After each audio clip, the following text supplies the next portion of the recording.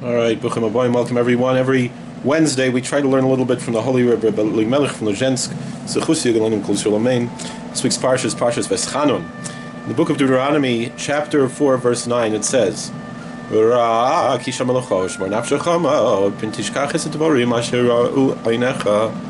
Only take heed to thyself and guard thy soul diligently, lest thou forget the things which thine eyes saw. Says the Heilige Rebbe Melech from Lezhensk, a person has to constantly walk in connection to God, to think about the greatness of God. To test his soul.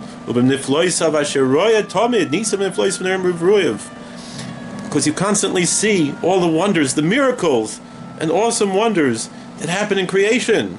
That's just the beginning to come to this level. That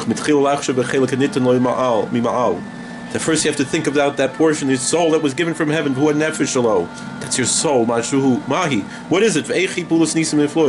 And how it accomplishes so great miracles and wonders. As the Talmud teaches us, that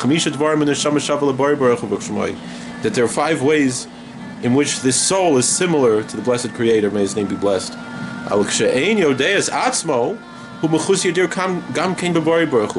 But if you don't know yourself, then you're also lacking in knowledge of the blessed Creator. Because you don't even understand yourself. You don't even think about yourself. I don't mean think about yourself in a selfish way, but think about who you are and where you come from and what's your soul. And that's what it says. Take care of yourself, and guard your soul. Because if you don't do that,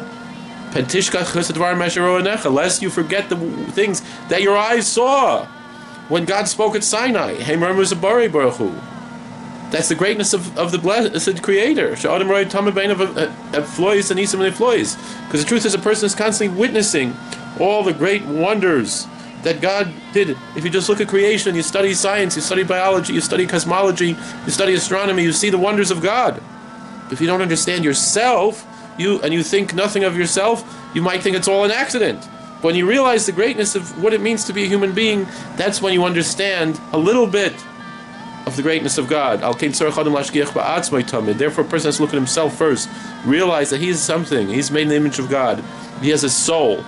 And when you realize that, and that there's purpose in your life, and you see the things that God did in your own life, and the divine providence and the sovereignty of God in your own life, then you can look at nature and realize it's not just an accident, but that it's actually all the wonders of God. It's easy to understand. Thank you for watching.